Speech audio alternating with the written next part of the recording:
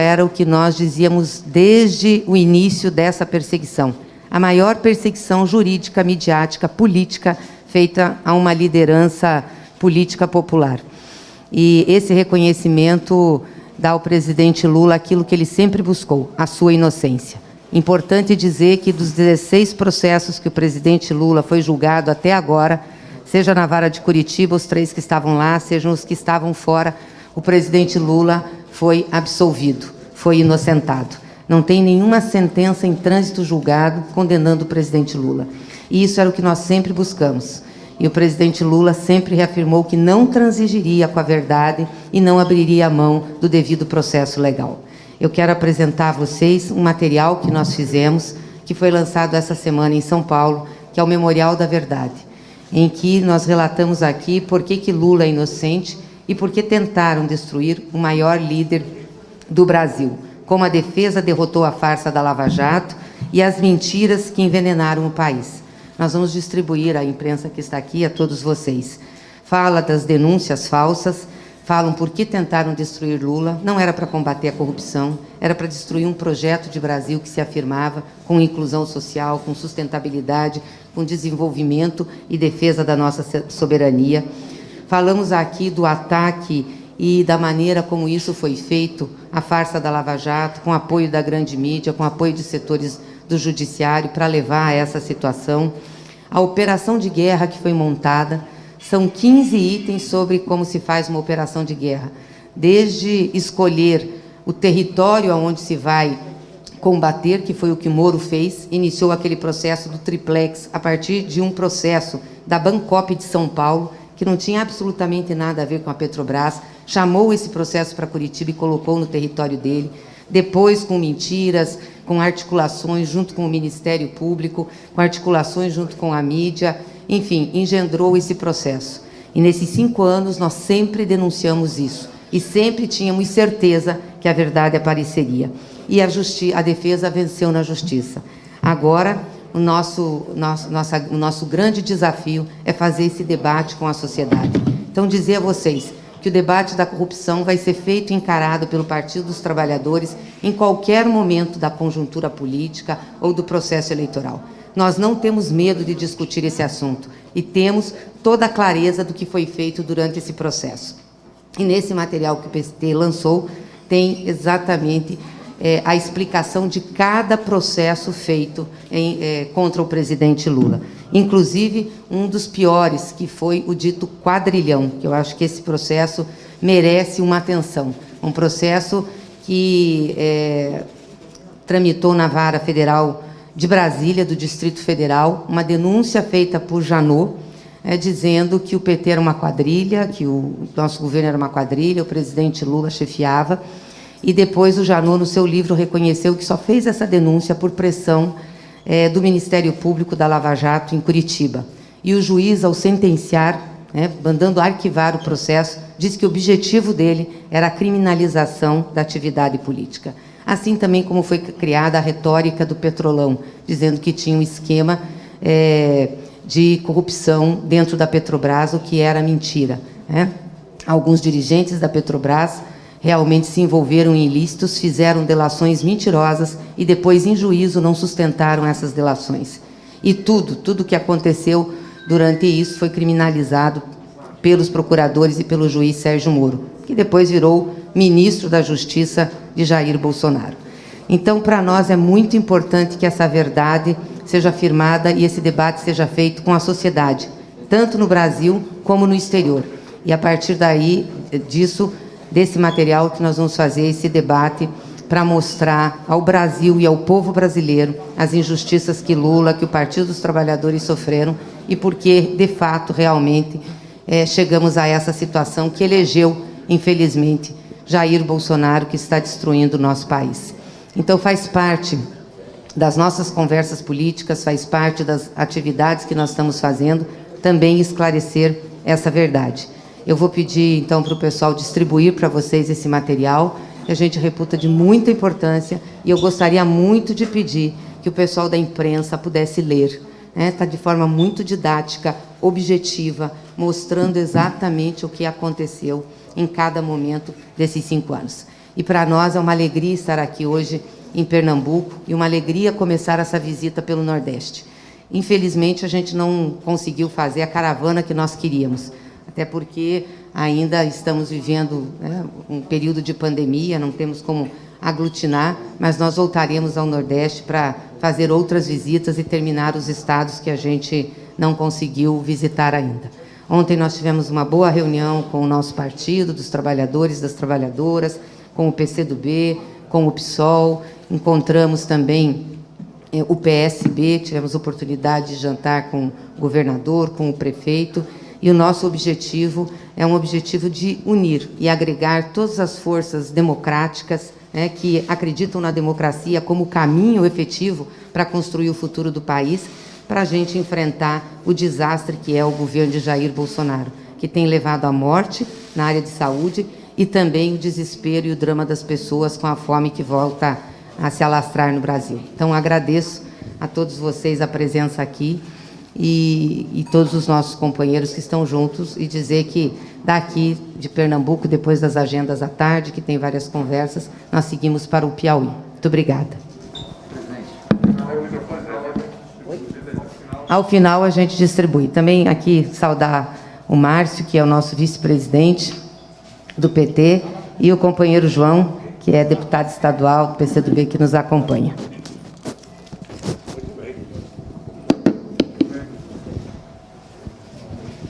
Muito bem. Primeiro, boa tarde. Dizer para vocês que é uma alegria e um prazer rever vocês aqui no meu querido estado de Pernambuco. A última vez que eu estive aqui foi logo que eu saí da Polícia Federal, que eu vi naquele show que os artistas do Nordeste fizeram para o Festival Lula Livre. Depois eu fiz mais uma viagem e fui visitar o Papa Francisco para discutir com ele a questão, uma campanha que eu pretendia fazer no mundo sobre a questão da desigualdade social. Depois eu fui, depois dessa viagem à Europa, nós ficamos vítima da pandemia e não podemos mais sair de casa. Em dezembro do ano passado, eu tinha um documentário com o Oliver Stone e eu fui a Havana para fazer a gravação sobre o Brasil e sobre a América Latina e peguei Covid lá. E fiquei, nós estávamos em 9, só a nossa companheira Nicole, que é assessora de imprensa, não pegou. Está aqui, acho que de magra que ela é, não pegou. Todo o desmaio pegaram e, graças a Deus, não aconteceu nada com ninguém. E depois eu não pude mais sair. Eu tenho muita vontade de fazer essas viagens, de vir ao Nordeste, de ir ao Sul e ao Sudeste, mas para evitar aglomeração e para evitar de dar razão aos negacionistas, eu resolvi não sair. Mas também, sabe, eu resolvi que era necessário fazer uma viagem para a gente discutir o nosso país, para a gente discutir com os partidos aliados, para a gente discutir com o movimento social a situação que o Brasil está vivendo. E eu vim aqui exatamente para isso. É a primeira vez que eu venho para cá sem passar na Bahia antes, ou seja, eu vim direto para Pernambuco para poder começar por aqui uma viagem que daqui eu saio para o Piauí, do Piauí eu vou para o Maranhão, do Maranhão eu vou para Fortaleza, de Fortaleza eu vou para Natal, de Natal eu vou para Salvador. E termina essa viagem. E discutindo com governadores, com prefeitos, com os políticos e com o movimento social, a situação do país. Eu não sei como é que vocês estão me enxergando, mas eu, sinceramente, eu nunca imaginei que depois da Constituinte de 88, a gente fosse voltar à situação que nós estamos vivendo. Ou seja, eu nunca imaginei que depois de todos os avanços que nós tivemos no processo democrático brasileiro, a gente tivesse o retrocesso que estamos dando, de ter um governante, sabe, totalmente irresponsável, um governante que não tem nenhuma preocupação com a verdade, Um governante que faz questão de mentir 4 ou 5 vezes por dia. Ele não tem nenhum compromisso com a questão social, não tem nenhum compromisso com as vítimas do Covid, não tem nenhum compromisso com as pessoas infectadas. Está ficando provado a cada dia. Aliás, eu queria dar os parabéns ao nosso senador Humberto pelo trabalho na CPI, sabe, que está mostrando que a gente não comprou vacina porque tinha se constituído uma verdadeira quadrilha para comprar vacina, quando o Brasil poderia ter comprado imediatamente, sabe, mais de 70 milhões de vacinas, e quem sabe a gente tivesse evitado que metade das pessoas que morreram não tivessem morrido. É lamentável, é por isso que muitas vezes eu chamo de genocida. Eu normalmente não gosto de ofender os presidentes e as autoridades, porque eu já fui, e é muito importante você ser respeitado pela instituição que representa o cargo.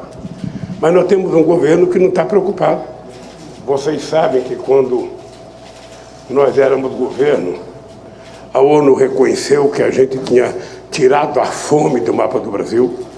Vocês sabem que o mês passado, o Enem, só participaram 3.800.000 alunos contra 9 milhões que participaram em 2016.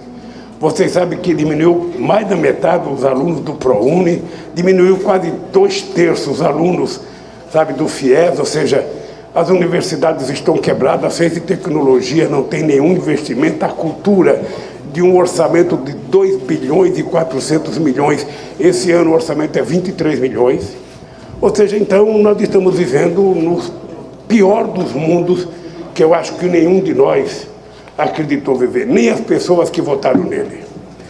A vitória dele está ficando cada vez mais claro, que ela foi resultado de todo o movimento de tentar criminalizar o PT, ela foi resultado de todo o movimento que tinha como princípio negar a política. E eu cansei de dizer, toda vez que a gente nega a política, o que vem depois da política é sempre pior. Foi assim que nasceu Hitler, foi assim que nasceu Mussolini, e foi assim que nasceu todas as ditaduras e todos os governos autoritários no mundo. A coisa, Gleice, chega a uma situação em que o Bolsonaro, essa semana, só participou de coisa militar. É o começo da existência de um ditador. É ele começar a se esconder do povo e ficar escondido atrás de uma metralhadora, atrás de um canhão, atrás de um soldado. É o começo de algo ruim, é quando a gente percebe que o presidente tem coragem de visitar um quartel, mas não tem coragem de visitar um hospital. Tem coragem de visitar um quartel, mas não tem coragem de visitar a família de uma pessoa que foi vítima do Covid. Então, nós estamos vivendo essa situação.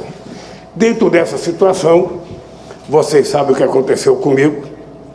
Eu, graças a Deus, porque eu sou muito crente, acredito muito e tenho muita fé, e eu queria provar a mentira que foi montada nesse país. Hoje já está provado que a mentira foi montada em parceria com o Departamento de Justiça dos Estados Unidos, com o Ministério Público da Suíça, e graças a Deus nós conseguimos obter todas as informações e desmentir a falcatrua que foi montada para tentar criminalizar o PT, criminalizar o Lula, criminalizar a política e, sobretudo, destruir parte do patrimônio industrial desse país. Não era pouca coisa o pré-sal. Quando nós decidimos construir a refinaria Beura e Lima aqui em Pernambuco, e a gente resolveu construir a refinaria no Ceará, e nós resolvemos construir a refinaria no Maranhão, e nós resolvemos construir a refinaria de combustível de avião no Rio Grande do Norte, a gente tinha no pré-sal o passaporte do futuro, e a gente não queria ser exportador de óleo cru, a gente queria ser exportador de derivado, porque o pré-sal foi a maior jazida descoberta no século XXI. Não sabemos se existe outra, mas nós descobrimos. E o que é que nós aprovamos? Que 75% do royalties seria para a educação, para a saúde, para a ciência e tecnologia. Nós criamos um fundo social para que fosse destinado um fundo para todo o povo brasileiro e criamos a lei da partilha em que a Petrobras tinha prioridade. Tudo isso incomodou as petroleiras do mundo inteiro, tudo isso incomodou os governantes de alguns países que mandam na economia mundial e chegamos ao golpe a Dilma e chegamos à prisão do Lula. Bem, nós estamos aqui outra vez. Estamos aqui com muita alegria e eu tenho dito para meus companheiros sem ódio, sem querer vingança, porque na minha idade e na situação que está o povo brasileiro, a gente não pode pensar em briga menor. Quando eu estava preso, eu dizia para as pessoas que iam me visitar, eu estou aqui, mas eu estou comendo, eu estou almoçando, eu estou jantando e eu estou dormindo. E lá fora tem milhões de pessoas que não cometeram nenhum crime como eu. Essas pessoas não estão detidas como eu, mas essas pessoas não têm um cobertor para se cobrir. Essas pessoas não têm um prato de comida para comer no almoço ou na janta. Essas pessoas não têm um simples copo de leite, um café da manhã para tomar com pão com manteiga. E essas pessoas não fizeram nada. Nós fizemos um estudo, que eu não sei se já chegou até vocês, feito pelo DIESE, que é um departamento intersindical, que já tem mais de 50 anos. O prejuízo que o pré-sal gastou na economia brasileira foi o desmonte de 4.400.000 postos de trabalho. Eu vou repetir, o pré-sal causou neste país, sabe, uma bagatela de 4.400.000 postos de trabalho que se extinguiram com a destruição da quebradeira da indústria de óleo e gás, da indústria naval. Vocês participaram das inaugurações que eu vim aqui, nesse estaleiro aqui. Vocês viram a quantidade de trabalhadores, inclusive soldadores que estavam no Japão e que votaram para trabalhar, porque tinha muita encomenda e o Brasil queria ter na indústria naval um dos seus polos de desenvolvimento. Tudo isso acabou. Tudo isso foi criminalizado. Tudo isso foi transformado em bandido. As indústrias de construção civil do Brasil, que estavam se transformando nas empresas de engenharias mais importantes do mundo, as empresas brasileiras estavam ganhando concorrência nos Estados Unidos, as empresas brasileiras estavam ganhando concorrência em todos os países da América do Sul, as empresas brasileiras estavam ganhando concorrência em quase todo o continente africano. Quando houve a invasão na Líbia, quem estava lá era empresa brasileira. A Galvão Bueno estava lá, a Odebrecht estava lá, fazendo aeroportos, fazendo cidades inteiras, e por isso nós incomodamos, sabe, os interesses privados e os interesses geopolíticos dos Estados Unidos e de outras pessoas. Se tiver uma aguinha aqui, eu agradeço. Bem, então, nós estamos de volta. E eu queria dizer para vocês que nós estamos de volta, trabalhando para que a gente possa juntar todo o rebanho necessário que a gente puder juntar para reconstruir a democracia brasileira. Reconstruir a democracia brasileira, que foi fundada com a aprovação da Constituição de 88 e que está sendo agora desmontada. Os trabalhadores que tinham direitos trabalhistas desde 1943, quando foi aprovada a consolidação da lei do trabalho, já não tem mais suas garantias. A Previdência Social já foi desmontada. Os trabalhadores hoje não têm sequer perícia, levam quase 2 anos para fazer uma perícia. E mais importante, nós voltamos ao trabalho escravo, porque um trabalho que não garanta ao trabalhador um salário fixo. Um emprego que não garanta ao trabalhador, sabe, garantia de seguridade social, que não garante a remuneração de sábado e domingo, que não garante férias, que não garante 13º salário. Eu pergunto, que trabalho é esse? Quem ganha com isso? Quem lucra com isso? Certamente não é as pessoas que trabalham. Vocês sabem, sabe, nitidamente, que nós temos 15 milhões de desempregados hoje, é o maior da história do Brasil, e é importante não ter memória curta. Em dezembro, quando a Dilma governava esse país, em 2014, nós tínhamos apenas 4,3% de desemprego, que era praticamente pleno emprego, como se fosse a Suécia, como se fosse a Holanda, como se fosse a Noruega, como se fosse a Alemanha. Era pleno emprego.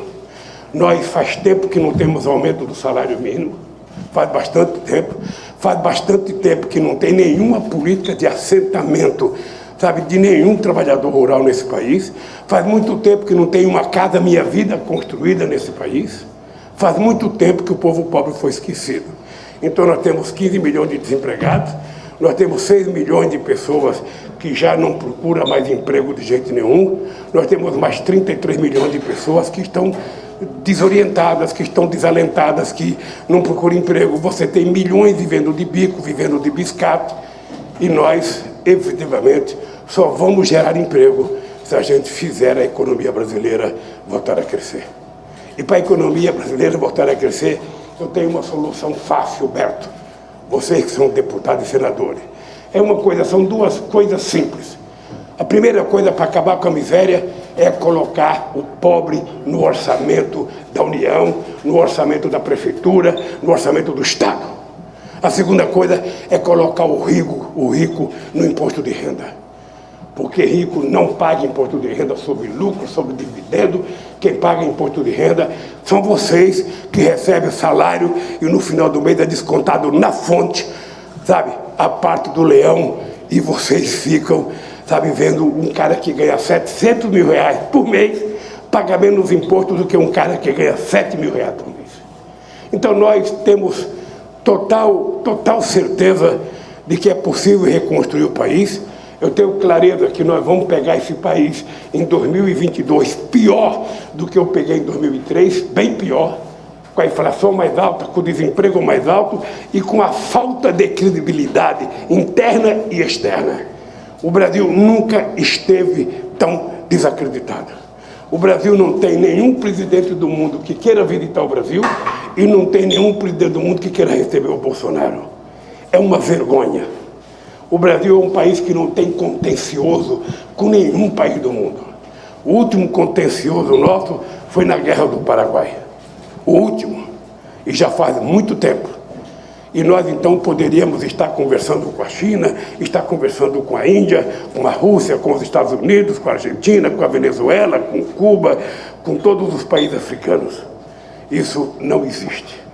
Porque nós temos um presidente que foi um lambe-botas do Trump e que continua acreditando de que a mentira vai vencer a verdade. É por isso que ele levanta de manhã e faz 5 ou 6 fake news. É por isso que ele não tem coragem de fazer uma passeata, ele faz uma motociata. Eu nem sabia que existia, eu só fui aprender a palavra motociata agora. Sabe?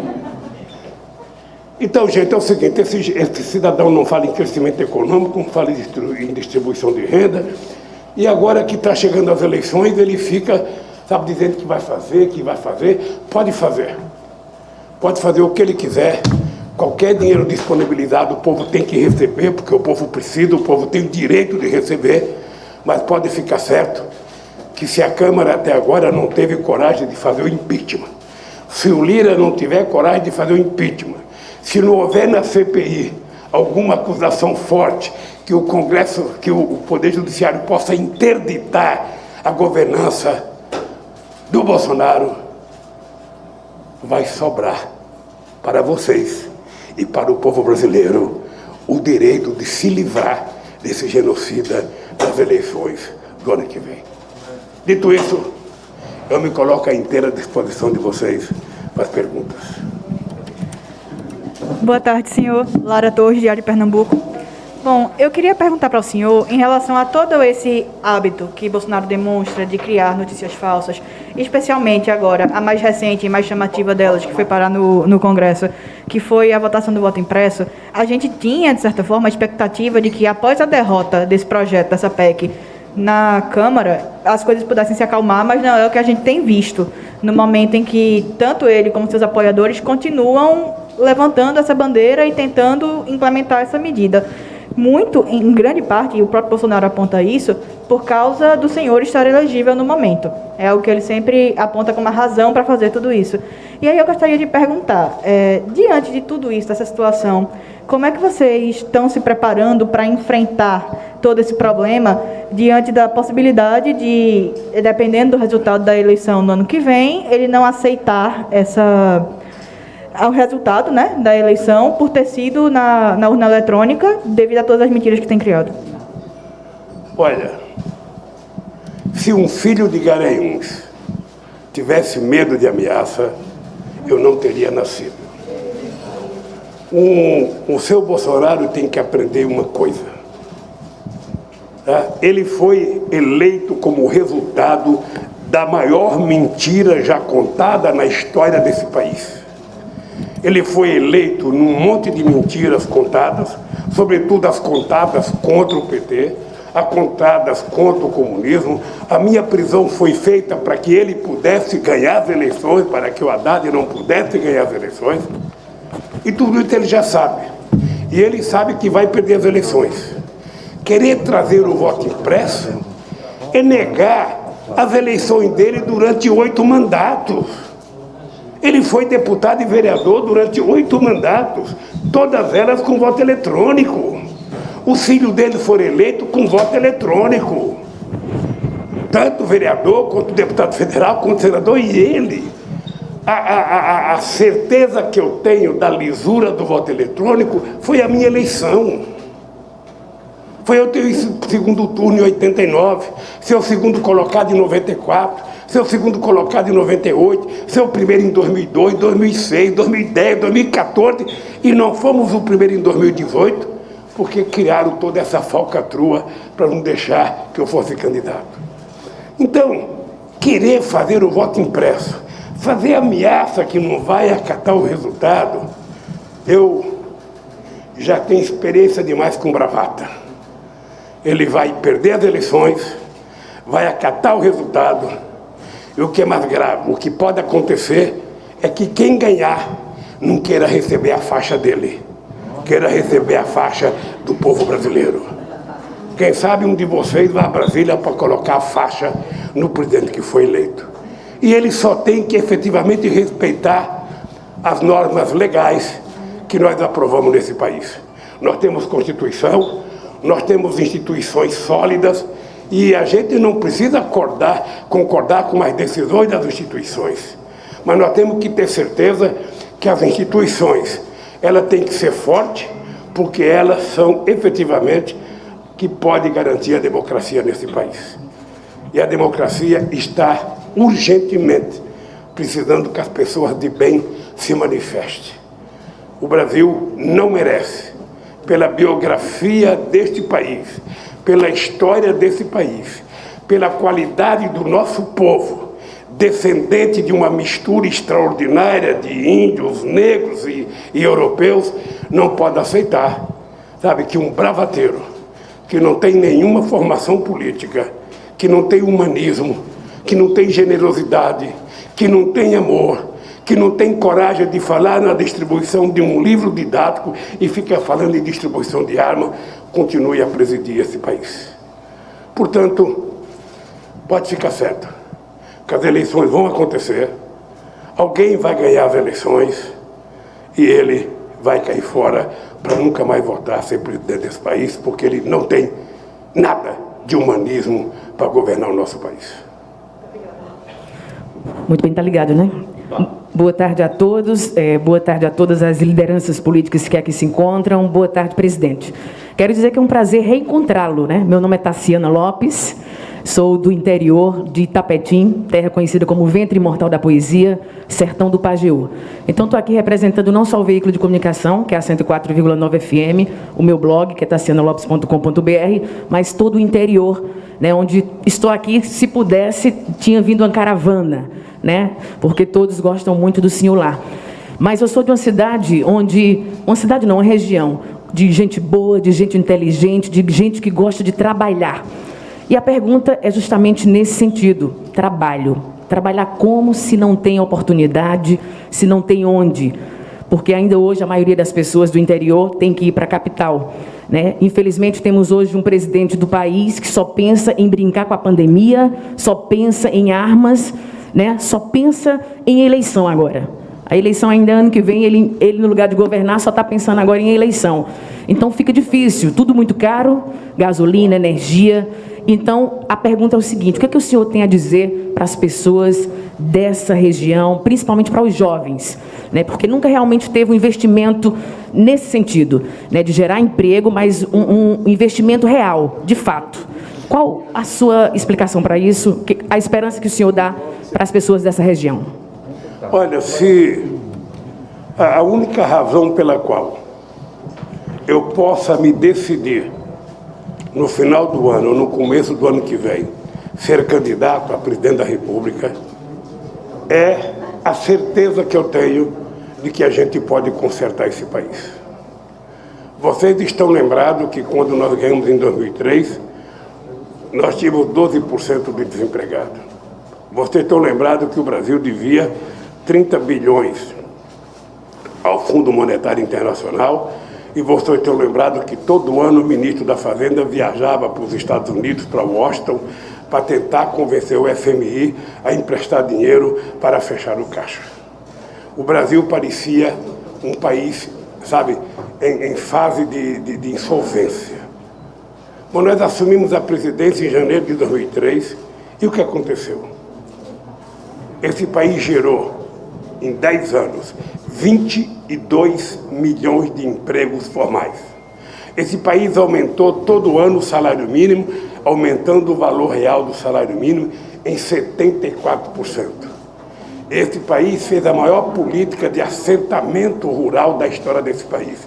Só para vocês terem ideia, nos governos do PT, a gente colocou 52 milhões de hectares de terra disponibilizado para fazer assentamento rural nesse país. 52 milhões de hectares de terra, só para vocês terem ideia, é 51% de tudo que foi colocado de terra nesse país para fazer reforma agrária em 500 anos. Nós fizemos em apenas 10 anos. Nós criamos, não foi um programa social, porque as pessoas pensam que foi o Bolsa Família. Não foi o Bolsa Família. O Bolsa Família era um dente da engrenagem da consolidação de políticas sociais que nós criamos no país. Quando nós decidimos fazer o Luz para Todos, o Luz para Todos custava 20 bilhões de reais. E nenhum empresário que eu conheço, por mais socialista que seja, ele vai levar energia na casa de qualquer um de vocês se ele não tiver retorno do dinheiro que ele aplicou. E somente o Estado é que pôde levar poste para a Amazônia, é que pôde levar poste para o interior desse país, assentando energia gratuita para mais de 3 milhões de famílias, envolvendo 15 milhões de pessoas. Então, foi o programa Água para Todos, foi a transposição das águas do Rio São Francisco, que vocês sabem que Dom Pedro tentou fazer em 1846 e a briga política não deixava ele fazer. Nós viemos aqui para fazer. É uma pena que ainda não acabaram tudo como estava planejado acabar.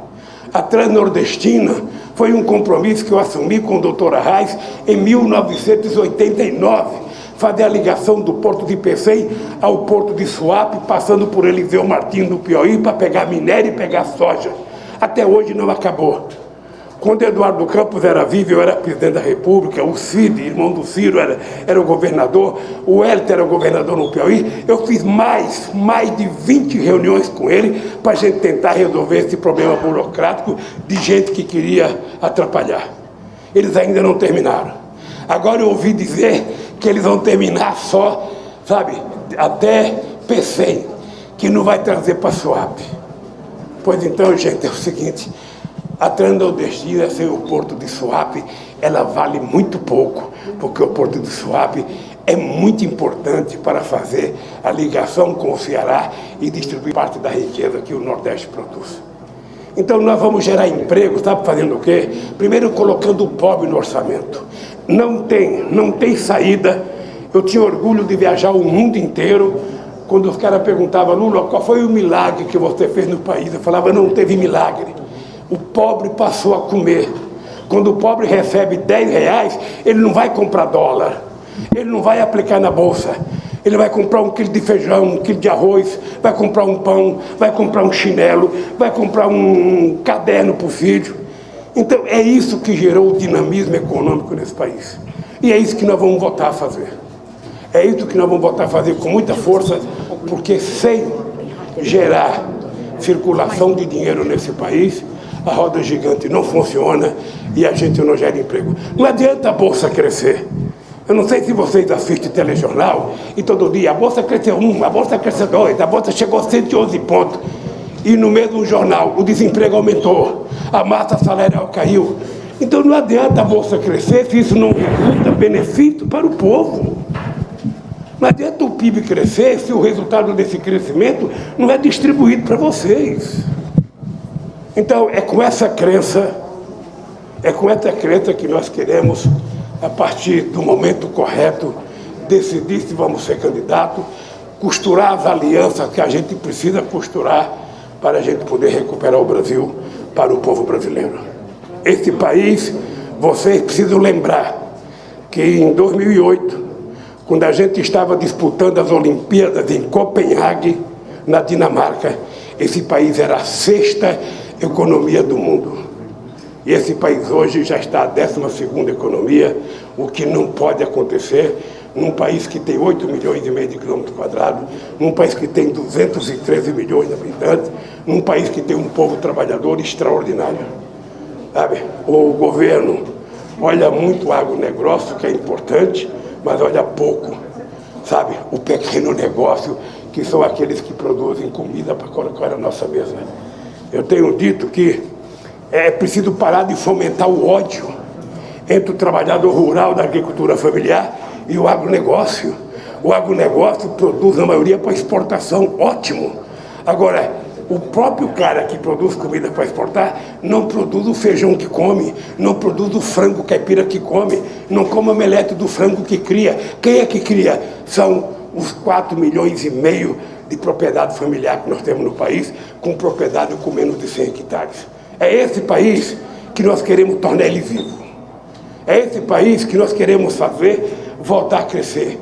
Que o companheiro que entrega, sabe, comida numa bicicleta, que ele entregue a comida dele com direito trabalhista, que a empresa do aplicativo trate ele como cidadão, que ele tenha direito às férias, que ele tenha descanso, sabe? Que ele possa ganhar hora extra se ele trabalhar mais.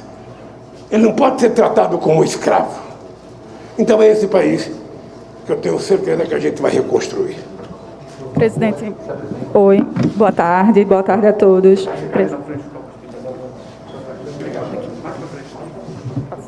Meu nome é Mirela Araújo, eu sou repórter do Jornal do Comércio e eu queria saber como é que o senhor avalia a questão da criação do Auxílio Brasil, né, que vem aí para substituir o Bolsa Família, se seria uma tentativa do presidente Bolsonaro de capitalizar esse eleitorado nessas regiões que são mais dependentes desse tipo de renda.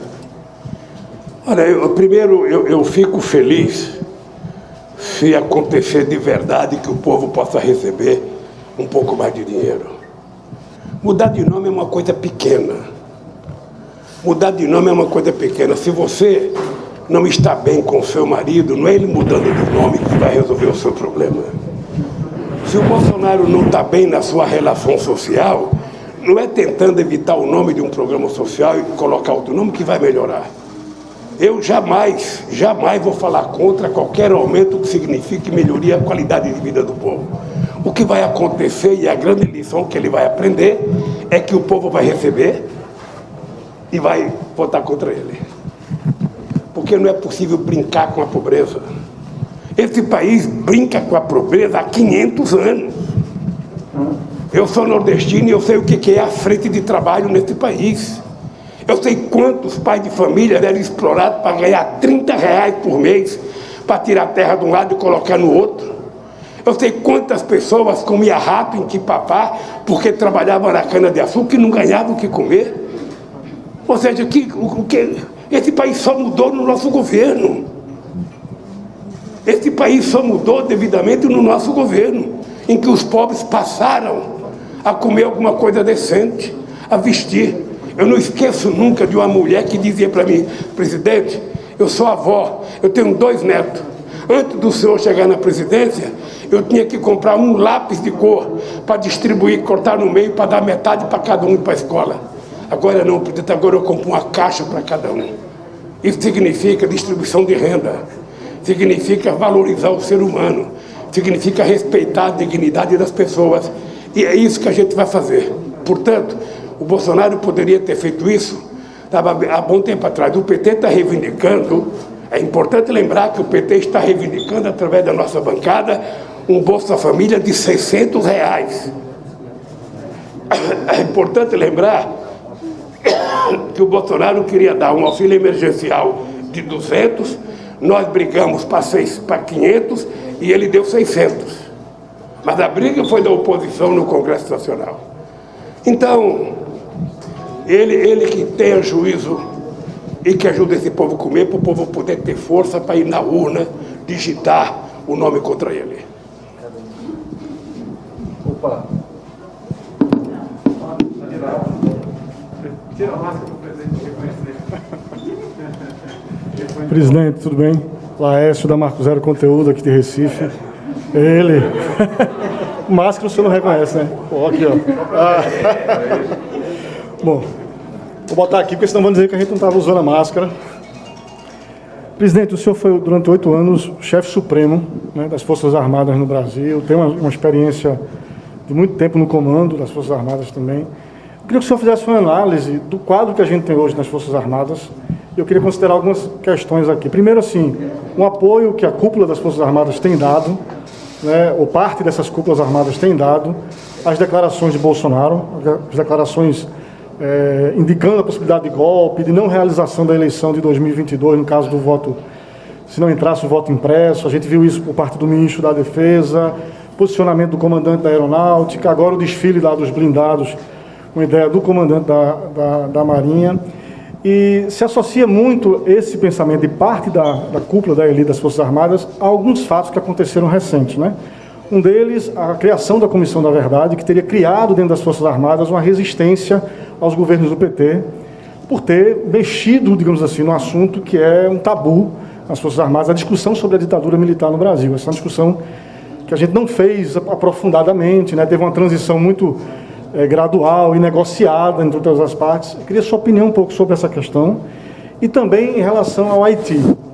Muitos especialistas que estudam as causas militares associam muito a participação do Brasil nas forças de paz do Haiti e a relação que a cúpula das Forças Armadas criou, a atual cúpula, com as forças dos Estados Unidos, norte-americanas, a partir daquela relação ali no Haiti, como também um processo que foi, digamos assim, fortalecendo esse viés mais autoritário e conservador da cúpula militar. Bom, depois desse arrodeio todo, queria um pouco ouvir do senhor como o senhor analisa esse quadro das Forças Armadas e que tipo de interlocução. É claro que num país democrático você não precisa bater continência às Forças Armadas para se eleger, nada disso, mas que tipo de interlocução o senhor está construindo? Primeiro, análise desse quadro. Segundo, que tipo de interlocução o PT, o campo democrático, está construindo com as Forças Armadas para, digamos assim, não avançar esse discurso e esse apoio ao golpe, um possível golpe em 2022. Já se falou, já li coisas que dizem assim, o PT está articulando via Celso Amorim, Nelson Jobim e outros ex-ministros da Defesa, uma interlocução. Queria que o senhor fizesse um quadro um pouquinho desse tema tão delicado. Lércio, primeiro eu vou lhe contar um pequeno caso.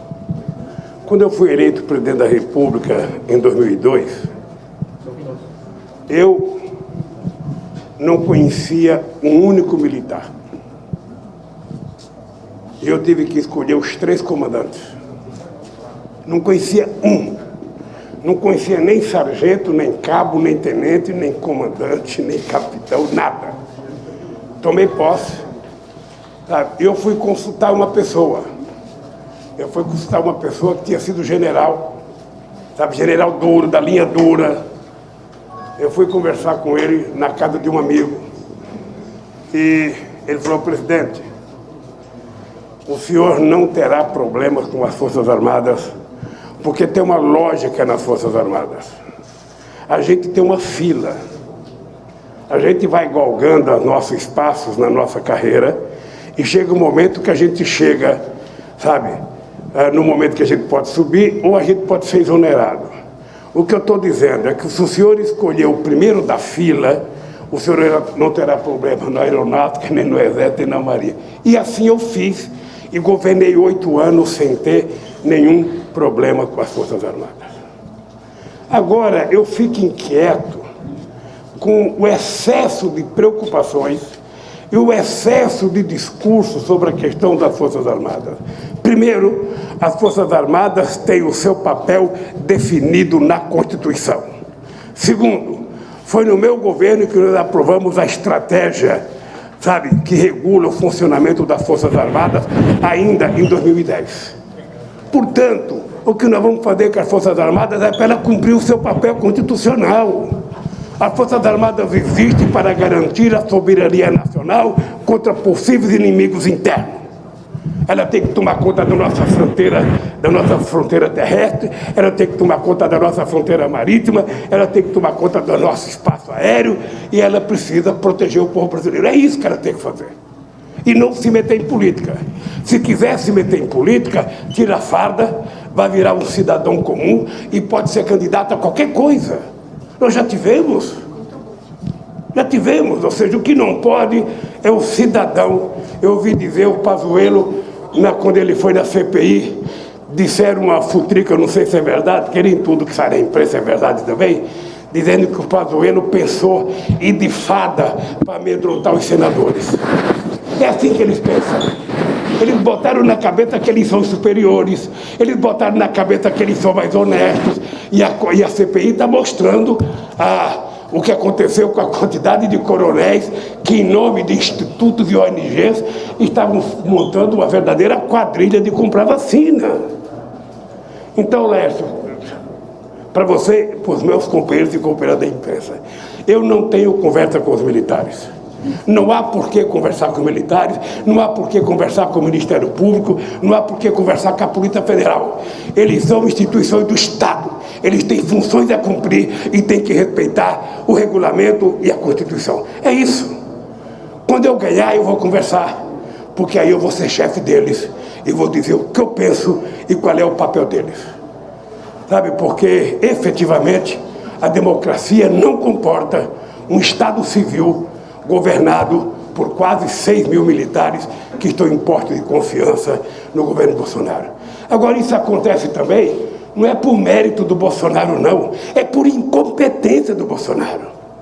É por incompetência, é quando o cidadão é incompetente, ele tenta se escudar na coisa que ele acredita que seja forte. De um lado, é os milicianos, né? Ele adora ter relação com essa gente. Eu, miliciano, sou um aposentado da Polícia Militar, sou um aposentado das Forças Armadas. E eu, sinceramente, acho que o que ele está fazendo com as Forças Armadas é um desprestígio à instituição Forças Armadas. E eu quero que elas sejam fortes, quero que estejam bem armadas, bem preparadas, para não deixar ninguém meter o bedelho aqui. O que não pode é um presidente da República ficar dando emprego, sabe, que é da área pública, da área civil, sabe, colocando militar da reserva. Tem mais coronel e mais general dentro do governo do que nos quartéis. Isso está errado e é por isso que eu estou favorável ao projeto de lei da nossa deputada do Acre, da Perpétua, para que a gente proíba esse tipo de coisa. Você sabe, Lécio, que hoje tem mais militar no governo do que durante os 23 anos de regime militar. Agora, isso só tem porque o Bolsonaro é medroso, porque ele não tem relação com a sociedade civil. A sociedade civil que ele se relacionava era com milicianos, sabe? E parece que é uma coisa de toda a família. Então, meu caro, você pode ficar certo, eu continuo respeitando as Forças Armadas, continuo acreditando na instituição, e eles terão o tratamento que a Constituição, sabe, impõe que eles estejam. Pessoal, obrigado. A gente está quase na hora do almoço. Peço para todo mundo respeitar a saída aqui do presidente. Peço desculpas por quem pôde perguntar, mas não vai ser possível, tem muita gente. Vou pedir para aguardar. Sem abordagem aqui, sem quebra-queijo. Não.